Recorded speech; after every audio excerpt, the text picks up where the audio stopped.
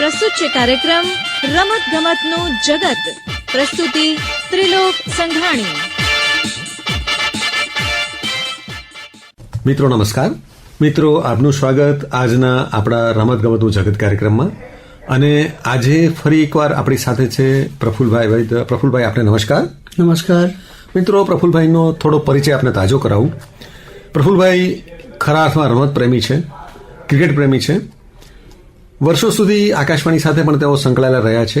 આકાશવાણીના વિવિધ કેન્દ્રો પર તેમણે કાર્ય કર્યું છે અને આકાશવાણી અમદાવાદ પર આ લગભગ 10 કે વધુ વર્ષો બાદ તેઓ ફરી પાછા આપણી જોડે જોડાયા છે. તો પ્રફુલભાઈ, આપણે રમતગમતના જગતના કેટલાક મહત્વના સમાચારો જોઈએ, પણ જુલાઈ મહિનો આવે તો સૌથી પહેલા આપણે 2 ક્રિકેટરને યાદ કરવા પડે.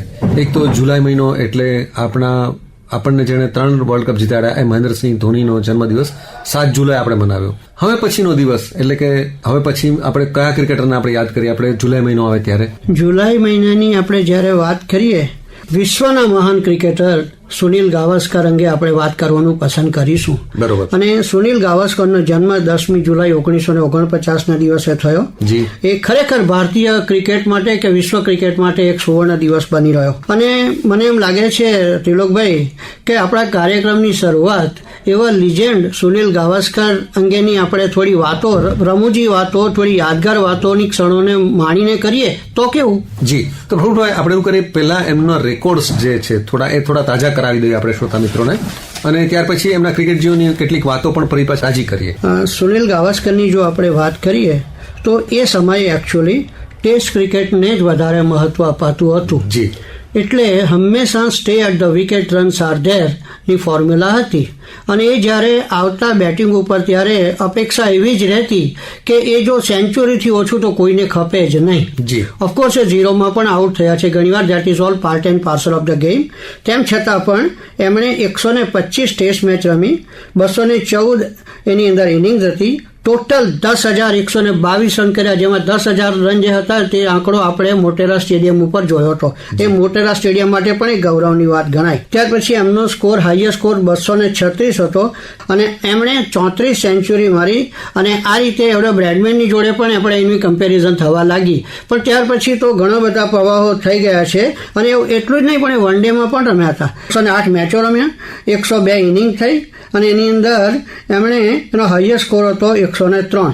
અગત્યની બાબત તો એ છે કે શ્રોતા મિત્રોને જાણીને નવાઈ લાગશે, અને શ્રોતા મિત્રો, આકાશવાણીના શ્રોતા મિત્રો જાણતા પણ હશે કે ત્યારના સમયે જે ફાસ્ટ બોલિંગની વાત હતી ત્યારે રેગ્યુલર ફાસ્ટ બોલરની થોડી ખોટ વર્તાતી હતી, અને પરિણામે સુનિલ ગાવસ્કરે ઓપનિંગમાં પણ બોલિંગ કરી હતી. એટલું જ નહીં, પરંતુ એમણે ટેસ્ટ ક્રિકેટની અંદર એક વિકેટ પણ લીધી હતી, અને તે ટેસ્ટ વિકેટ બીજા કોઈ નહીં પણ એશિયન બ્રેડમેન ઝહીર અબ્બાસની, કે જે 96 રન ઉપર બેટિંગ કરતો હતો, ત્યારે એની એ વિકેટ એણે લીધી હતી. એટલે આ રીતે જોવા જઈએ, સ્લીપમાં એની ફિલ્ડિંગ પણ લાજવાબ રહેતી હતી, ફિલ્ડ ઉપર એનું મોટિવેશન પણ ગજબ રહેતું હતું. એટલે આ રીતે on end of the field આપણે જો કહીએ તો સુનિલ ગાવસ્કર એક યુનિવર્સલ ફિગર તરીકે આપણને જોવા મળે.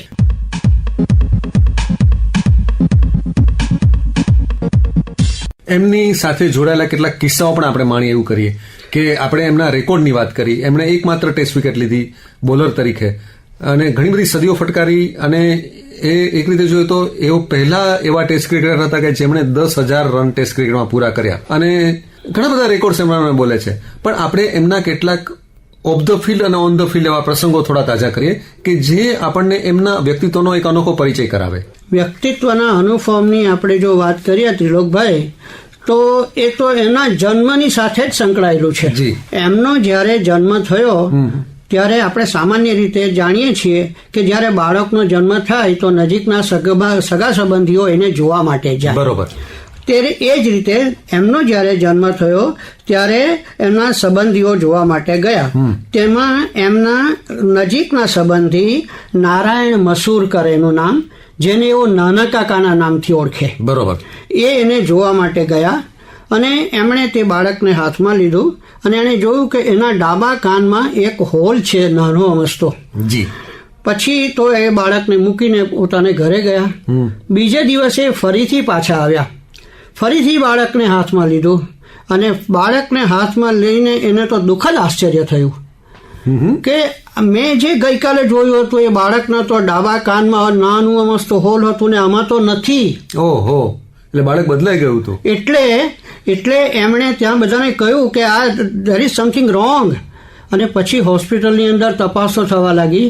હોસ્પિટલમાં તપાસ કરતા એક બેડ ઉપર જનરલ વોર્ડની અંદર એક ફુઈસર વુમન હતી, તેની બાજુમાં એક બાળક હતું, તેના કાનમાં હોલ હતો. ઓહો, એટલે તે બાળકને આઈડેન્ટિફાઈ કરીને પછી સુનિલ ગાવસ્કરના પેરેન્ટ્સને આપવામાં આવ્યું અને આ રીતે સુનિલ ગાવસ્કર થયો. અને એટલે કદાચ સુનિલ ગાવસ્કર ઘણીવાર મજાકમાં પણ કહે છે કે ઘણી વખતે હું આઉટસાઇડ ધી ઓફ સ્ટમ્પના ફિશિંગ આઉટ કરવાની પ્રયત્ન કરું છું અને એ આઉટ થાય છે. કદાચ આ એનું રીઝન હોઈ શકે. જી. એટલે આ એક બહુ મોટો કોઇન્સિડન્સ આપણે એને કહી શકીએ કે કદાચ એમની આઈડેન્ટિટી બદલાઈ ગઈ હોત એવું પણ બની શકે.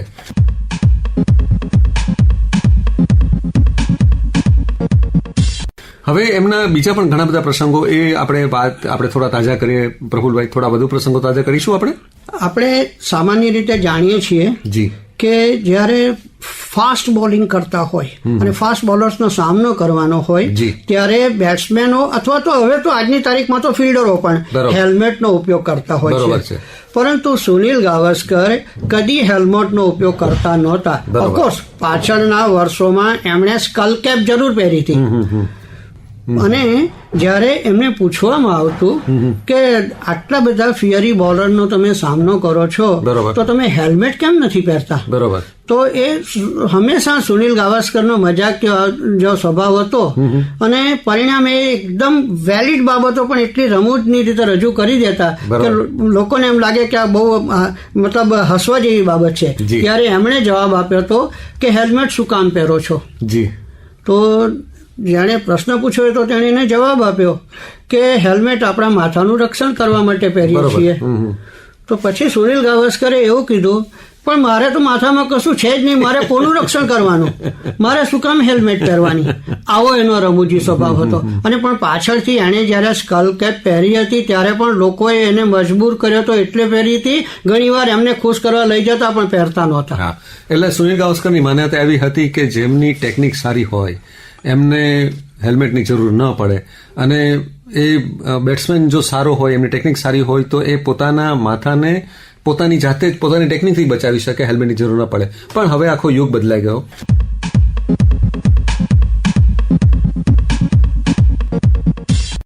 મુંબઈની અંદર આપણે અંડર 16ના સિલેક્શન માટે ઘણી ટુર્નામેન્ટો રમાતી હોય છે. બરોબર. એમાંની એક ટુર્નામેન્ટ છે કલ્પેશ કોહલી ક્રિકેટ ટુર્નામેન્ટ. અચ્છા. કલ્પેશ એક એવો છોકરો હતો કે એકદમ યંગ હતો, 12-14 વર્ષનો છોકરો હતો. He was a leg spinner અને એનું સિલેક્શન થયું હતું ઝોનલ ટીમ માટે. અને એ કારમાં જતો હતો ત્યાં એનો એક્સિડન્ટ થયો. ત્યાર પછી એમના પેરેન્ટ્સે એના નામ પર એક ક્રિકેટની ટુર્નામેન્ટ શરૂ કરી. લગભગ 30-31 વર્ષથી રમાય છે એ ટુર્નામેન્ટ. અને તેમાં મુંબઈ ક્રિકેટ એસોસિએશન સંપૂર્ણ રીતે સપોર્ટ આપે છે અને એના સિલેક્ટરો પણ ત્યાં આવે છે અને તેના બેઝ ઉપર અંડર 16ના સિલેક્શન માટે રેકગ્નિશન પણ થતું હોય છે. એવા સિલેક્શન જે ટુર્નામેન્ટની ફાઇનલ મેચ હતી 2-3 વર્ષ પહેલા, જ્યારે સુનિલ ગાવસ્કરને ચીફ ગેસ્ટ તરીકે બોલાવ્યા હતા.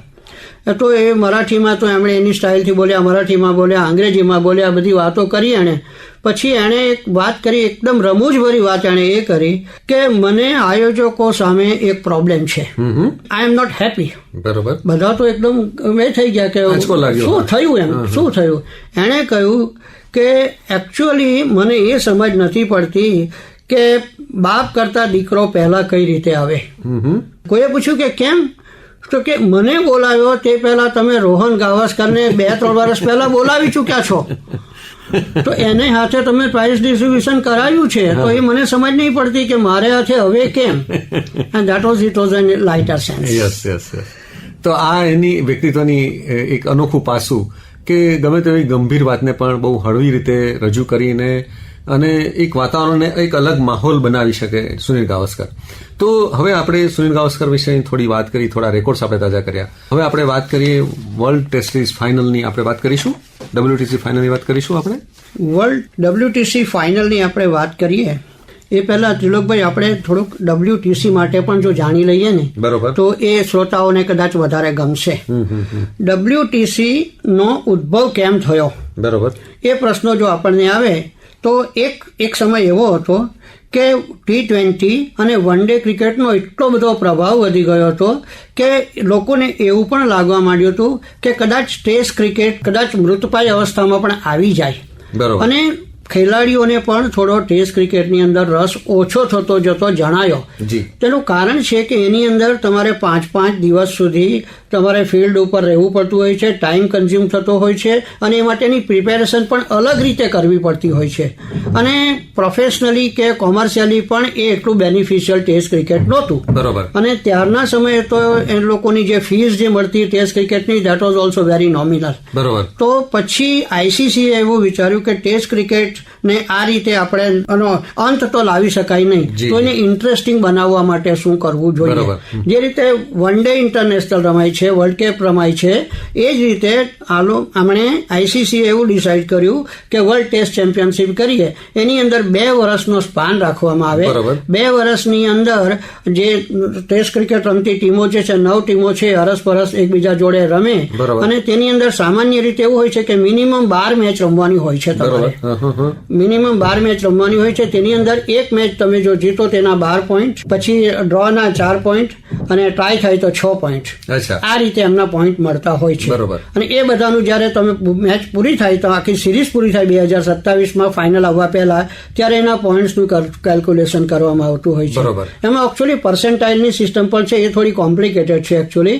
કે પર્સન્ટાઇલમાં એવું હોય છે કે 12 મેચ તમે રમ્યા ધારો કે, તો તેની અંદર તમે 7 જીત્યા, તો તેની અંદરથી એનો પર્સન્ટાઇલ કાઢીને તમારે ગણવાનું હોય છે. એટલે આમાં હકીકત એ બને છે કે ઘણી વખતે અમુક ટીમો જો હોય તો જે કમ્પલસરી 12 મેચ રમવી પડતી હોય એ જ 12 મેચો રમે અને એમાંથી જે જીતે 7 જીતે કે 8 જીતે કે 9 જીતે તો એ લોકોનો પર્સન્ટાઇલના હિસાબે ફાઇનલમાં પહોંચી જાય. સાઉથ આફ્રિકાનું પણ એવું જ થયું. એમાં સાઉથ આફ્રિકાને બ્લેમ કરવાનો કોઈ મતલબ નથી. It was within the loss.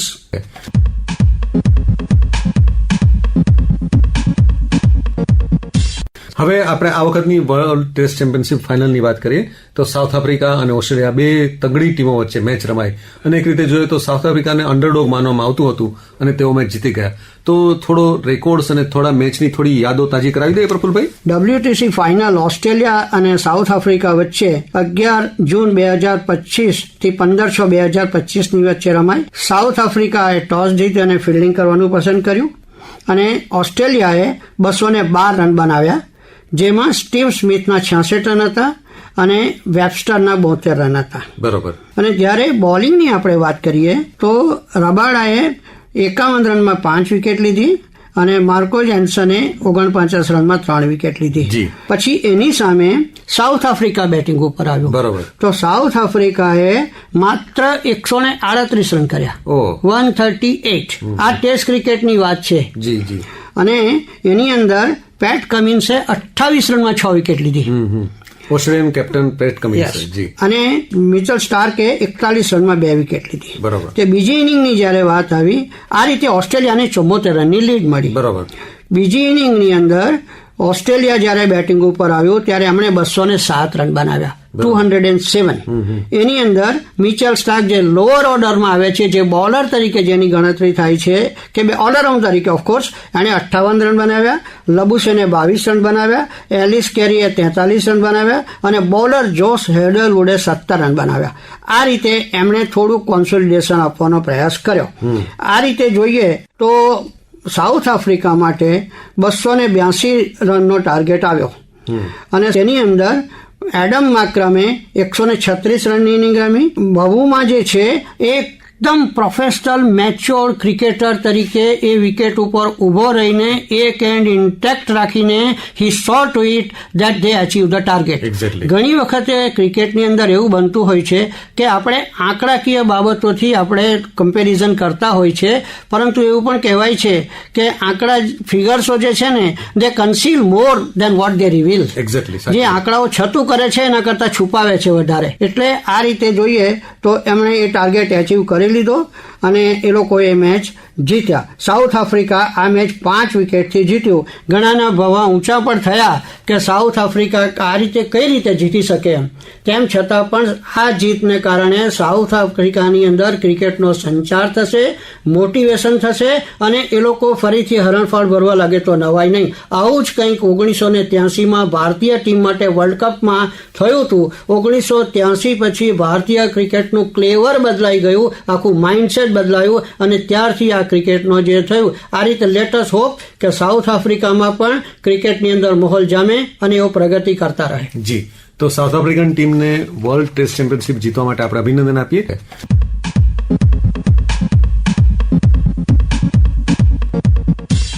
અને હવે પ્રફુલભાઈ આપણે વાત કરીએ ભારત ઇંગ્લેન્ડ ટેસ્ટ સિરીઝની. તો ભારત ઇંગ્લેન્ડ ટેસ્ટ સિરીઝ જ્યારે શરૂઆત થઈ ત્યારે કેવો માહોલ હતો, ત્યારે કેવી અપેક્ષાઓ હતી, અને ટેસ્ટ સિરીઝ અત્યારે જ્યારે 1-1ની બરાબરી પર છે તો અત્યારે કેવો માહોલ છે તમારા શબ્દોમાં? ભારતીય ક્રિકેટ ટીમનો ઇંગ્લેન્ડનો જે પ્રવાસ છે એ સામાન્ય રીતે એટલો બધો ડિબેટેબલ રહ્યો છે કે મેં તો આજ સુધી આટલી ચર્ચા કોઈ દિવસ સાંભળી નથી. બરોબર. કારણ કે તજજ્ઞો પણ એવું કહેતા હતા કે આ ટીમ અત્યારે જે ભારતીય ટીમ ઇંગ્લેન્ડનો પ્રવાસ કરે છે એ સૌથી વીકેસ્ટ ટીમ છે. હા, કારણ કે આપણા 3 દિગ્ગજ ખેલાડીઓ ટેસ્ટ ક્રિકેટના, અશ્વિન, રોહિત શર્મા અને વિરાટ કોહલીએ છેલ્લા થોડા સમયમાં નિવૃત્તિ લીધી, લગભગ એક સાથે નિવૃત્તિ લીધી આપણે કહી શકીએ. હા, એમાં બીજા 2 આપણે ઉમેરી પણ શકીએ, અજિંક્ય રહાણે અને ચેતેશ્વર પુજારા. એ લોકો હજી રિટાયર નથી થયા પણ રિટાયર જેવા થઈ ગયા છે actually. They are not being considered. તો આ રીતે આવું આવ્યું કે આ ટ્રાન્ઝિશન પીરિયડ હતો એકચ્યુઅલી. ને ટ્રાન્ઝિશન પીરિયડની અંદર પણ આપણે જોઈએ તો બીજી અગત્યની બાબત એ બની કે કેપ્ટનનું સિલેક્શન પણ નવા કેપ્ટનને સોંપવું પડ્યું. જી.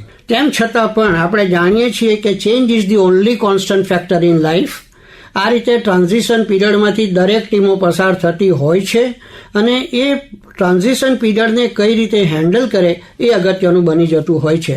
તો ગૌતમ ગંભીર છે એ એકચ્યુઅલી આપણને એવું બહુ ફ્લેમ્બોયન્ટ નહીં લાગે, બહુ એક્સપ્રેસિવ નહીં લાગે, but he is a thorough professional and a very shrewd cricketer I would like to say. બરોબર. એટલે એની જે સ્ટ્રેટેજી જે હોય છે એ એકદમ મેટિક્યુલસ પ્લાનિંગ સાથેની હોય છે. આપણે અહીંયા પ્લાનિંગની વાત કરીએ છીએ પણ પ્લાનિંગ તો થાય પણ એનું એક્ઝિક્યુશન અગત્યનું બની જતું હોય છે અને મેદાનમાં કરવાનું. અને આજે આપણે પ્લાનિંગની આપણે જે વાત કરી એ ભારતીય ટીમની અંદર ઘણા વર્ષોથી પ્લાનિંગ થતું હતું અને અત્યારની જે આપણી ટીમોની સફળતા છે, યંગસ્ટર્સ જે સફળ થાય છે, credit should go to Rahul Dravid also. કારણ કે સામાન્ય રીતે બેન્ચ સ્ટ્રેન્થ તૈયાર કરીને ત્યાં મોકલે છે અને એ લોકો પરફોર્મ કરે છે. અને Suman Gill is a live example of this. બરોબર છે. એટલે આ રીતે બેન્ચ સ્ટ્રેન્થ માટે ઇન્ડિયાની અંદર બહુ સારું પ્રિપેરેશન થાય છે. Frankly speaking I am not surprise with this performance.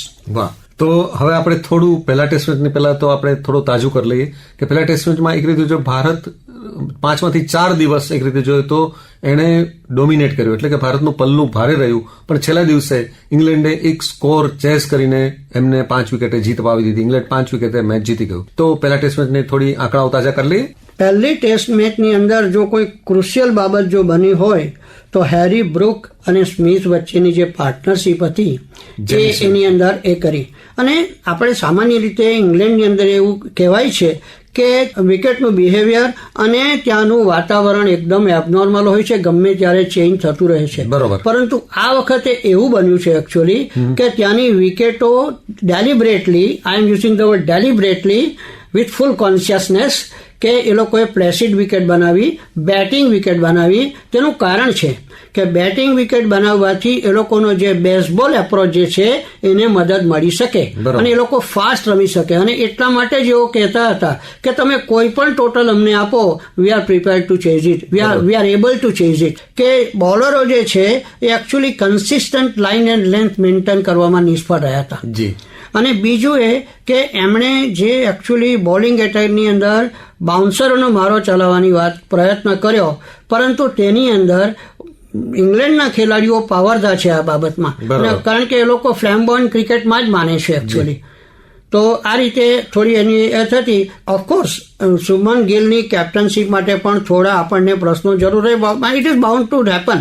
એની પહેલી મેચ હતી, એટલે આ રીતે સ્વાભાવિક છે કે થોડી સ્ટ્રેટેજિક પ્લાનની અંદર પ્રોબ્લેમ થયા હોય. એટલે પ્રફુલભાઈ, પહેલી ટેસ્ટ મેચની બંને ઇનિંગ્સમાં આપણા તરફથી રિષભ પંતે સદી ફટકારી અને છતાં પણ ભારત 5 વિકેટે મેચ હારી ગયું, બરોબર ને? ઇન્ડિયન ટીમની બેટિંગની જો વાત કરીએ તો ઇન્ડિયન ટીમની બેટિંગ આ વખતે પ્રવાસની અંદર 16 કળાએ ખીલી છે એમ કહો તો ચાલે. બરોબર છે. કારણ કે 8 નંબર અને 9 નંબર પર આવતા બેટ્સમેનો પણ સ્કોર કરે છે, ઉપર પણ સ્કોર કરે છે, એકાદ એક્સેપ્શન બાદ કરતા. અને આ રીતે જોઈએ તો they are well set. Rishabh પંતની આપણે જો વાત કરીએ તો Rishabh Pant is a peculiar character. બરોબર. ઘણી વખતે આપણે એવું માનતા હોઈએ છીએ કે એ રેસ્ટ સ્ટ્રોક રમે છે અને એ રીતે આઉટ બી થઈ જાય છે. શરૂઆતમાં આવીને જ આપણે જોતું હશે કે એકાદ 2 બાઉન્ડ્રી મારે, એકાદ 6 મારે, આ કરે. That is nothing but A part of minds game. કારણ કે એ રીતે ફ્લેમ્બોયન્ટ આ રીતે ઇનિંગ રમીને ઊંચા સ્ટ્રોકો મારે, ફિલ્ડિંગ સ્પ્રેડ થાય, ત્યાર પછી પાછો ધીમો થઈ જાય અને રન સ્કોર કરે. તો આ એક સ્ટ્રેટેજીનો ભાગ લેતો હોય છે.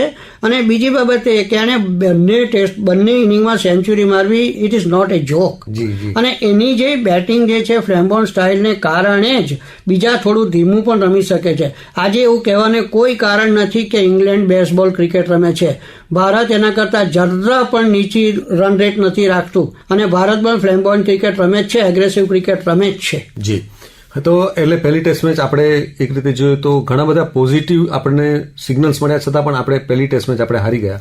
બીજી ટેસ્ટ મેચની વાત કરીએ તો બીજી ટેસ્ટ મેચ આપણે જ્યારે આપણને અપેક્ષા ઓછી હતી કારણ કે બુમરાહ નહોતા રમી રહ્યા, આપણા મેઇન બોલર નહોતા રમી રહ્યા અને એમની ગેરહાજરીમાં કેટલાક ટીમમાં પરિવર્તન કરવામાં આવ્યા અને બીજી ટેસ્ટ મેચ આપણે લગભગ 5 દિવસ આપણે ડોમિનેટ કરી અને આપણે મેચ જીતી ગયા. તો બીજી ટેસ્ટ મેચની વાત આપણે કરીએ પ્રફુલભાઈ.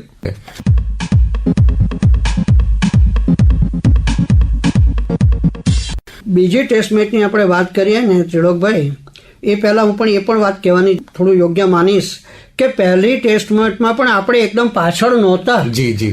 આપણી પાસે ઘણી વખતે ઓપોર્ચ્યુનિટીઝ હતી. Unfortunately we could not grab those opportunities અને એને કારણે આપણે એ મેચ હાર્યા હતા.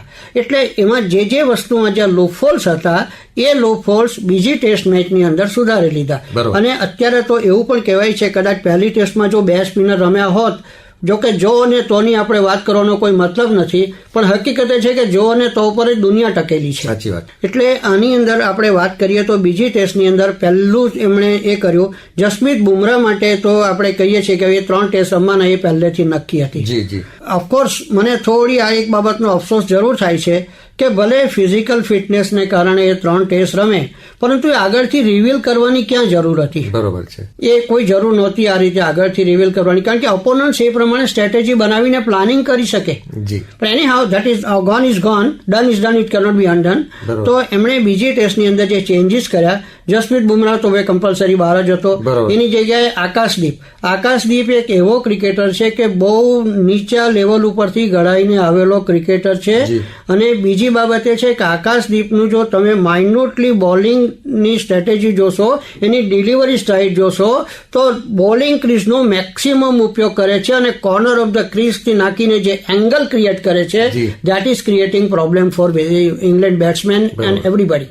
તો આ ટેસ્ટની અંદર 2 સ્પિનરને લેવાનું નક્કી કર્યું. ત્યારે ઘણાને એમ પણ થતું હતું કે why Washington Sundar and why not Kuldeep Yadav. બરોબર છે. આ બિલકુલ કોઈ પણના મનમાં આ વસ્તુ આવી શકે એમાં કોઈ શંકાને સ્થાન નથી. પણ ફરીથી આપણે આગળ વાત કરીએ જ કે Washington Sundar is a better batsman than Kuldeep Yadav. બરોબર. અને તે આની અંદર સાબિત પણ થયું. એણે રન પણ કર્યા. અને બીજી વાત એ કે વોશિંગ્ટન સુંદરનો ઉપયોગ બીજી ઇનિંગ્સમાં જ વધારે થવાની શક્યતા હતી અને એવું જ બને, કારણ કે 5મા દિવસે બોલ ટર્ન થાય. ગઈકાલે આપણે જોયું હશે કે રવિન્દ્ર જાડેજાના બોલ ક્યાંથી ક્યાં ટર્ન થતા હતા, ફર્સ્ટ સ્લીપ પર અટકાવતા હતા. બરોબર છે. તો આ રીતે જોઈએ તો એ લોકોએ ચેન્જ કર્યું. અને સૌથી અગત્યનું જો કોઈ ઇમ્પ્રુવમેન્ટ હોય તો તે ફિલ્ડિંગની અંદર. બરોબર છે. પહેલી મેચમાં ઇન્ડિવિજ્યુઅલની આપણે વાત નહીં કરીએ તો પણ 4 થી 5 કેચો ગયા હતા. Of course that is part and parcel of the game. એ તે દિવસે એનો દિવસ ના હોય કોઈ પ્લેયરનો, it is bound to happen. એ એમણે રેક્ટિફાઈ કરી દીધું અને સ્પેસિફિકલી ફિલ્ડિંગ જે કોર્ડન છે તે સ્ટ્રોંગ બનાવી અને આ રીતે કેચો પડતા મુકાયા. ના એકાદ કેચ જાય એ જુદી વાત છે. અને બીજી બાબત એ કે હંમેશા ઇંગ્લેન્ડની ટીમ ઉપર માઇન્ડ્સ ગેમ રમીને આ લોકોએ પ્રયાસ કર્યો. એ લોકોને જે રીતે ટ્રેપ કરવા જોઈતા હતા એ રીતે ટ્રેપ કર્યા. એમનો સૌથી ખતરનાક બેટ્સમેન જો પૂરો થયો તો એ ડકેટ અને હેરી બ્રુક અને Jamie Smith. Jamie Smith is a gem of a batsman, I tell you. પરંતુ એને જે રીતે ટ્રેપ કર્યો 56ની ઓવરમાં, પહેલા બોલ એણે બાઉન્સર નાખ્યો આકાશદીપે, ડીપ સ્ક્વેર લેગ ઉપર 6 મારી. બીજો બોલ આઈડેન્ટિકલ બીજી 6 મારી. બરાબર. ત્યાર પછી ત્રીજો બોલ આકાશદીપે ઓફ કટર નાખ્યો, જેની સ્પીડ પણ ઓછી હતી અને એ લો પણ હતો થોડો, એની હાઈટ પણ નહોતી, એટલે સ્મિથનું એલિવેશન નહીં આવ્યું અને વોશિંગ્ટન સુંદરે એને કેચ લીધો and that was the turning point. Of course turning એનો કે રન થવાની તો કોઈ શક્યતા નહોતી, પણ એની સેન્ચુરી બી બની શકત. બરોબર છે. That also he miss. અને કદાચ બધા મેચ લાંબી ચાલી હોત તો કદાચ ઇંગ્લેન્ડને મેચ ડ્રોમાં લઈ જવાની તક પણ મળત. હા, કડીનું કારણ છે ઇંગ્લેન્ડના બેટિંગ થકી તો કદાચ એમને લોમાં જવાની ટ્રક નહીં મળત, પણ ક્લાઇમેટનો ભરોસો નહોતો. વરસાદ સવારે બી લગભગ 1.5 કલાક જેવી મેચ મોડી શરૂ થઈ અને ત્યાર પછી બી વરસાદ આવે નહીં આવે એવું અનસર્ટિનિટી રહેતી હતી. તો પ્રફુલભાઈ, આપણે બીજી ટેસ્ટ મેચ આપણે યાદ કરીએ. આકાશદીપની 10 વિકેટો બંને ઇનિંગ્સમાં મળીને, શુભમન ગિલની ડબલ સેન્ચુરી અને બીજા દાવમાં પણ એને સેન્ચુરી મારી અને મોટી ઇનિંગ્સ, બંને દાવમાં મોટી ઇનિંગ્સ રમ્યા અને બંને દાવમાં જાડેજાએ પણ બેટિંગ વડે મહત્વનો ફાળો આપ્યો અને એ રીતે જોઈએ તો સમગ્ર ટીમ માટે ઘણા બધા પોઝિટિવ્સ રહ્યા. અને આપણે હવે ત્રીજી ટેસ્ટ મેચ લોર્ડ્સમાં જે રમાનારી છે, ત્રીજી ટેસ્ટ મેચ, એની પ્રતીક્ષા કરીએ. તો અંતમાં તમારે કેવું હોય તો ભારતીય ક્રિકેટના ભવિષ્ય વિશે એક ક્રિકેટ પ્રેમી તરીકે તમે શું કહેશો? ક્રિકેટ પ્રેમી તરીકે તો હું એમ જ કહીશ ત્રિલોકભાઈ કે ટ્રાન્ઝિશન પીરિયડની અંદર જ્યારે કોઈ પણ ટીમ ગુજરતી હોય તો આપણે એના પોઝિટિવ ક્લિનિકલ એનાલિસિસ કરવાનો પ્રયાસ કરવો જોઈએ. તો પ્રફુલભાઈ, આ વાત સાથે અને આપણે આશા રાખીએ કે ભારત ઇંગ્લેન્ડની ટેસ્ટ સિરીઝ જે રોમાંચક રીતે આગળ વધી રહી છે, આપણને વધુ રોમાંચક ક્રિકેટ માણવા મળે એ આશા સાથે, અને આપણે ફરીવાર મળીશું આશા સાથે. આપનો આભાર, આપને ખૂબ ખૂબ શુભેચ્છા. Thank you. આપ સાંભળી રહ્યા હતા કાર્યક્રમ રમત ગમતનું જગત. પ્રસ્તુત કરતા ત્રિલોક સંઘાણી.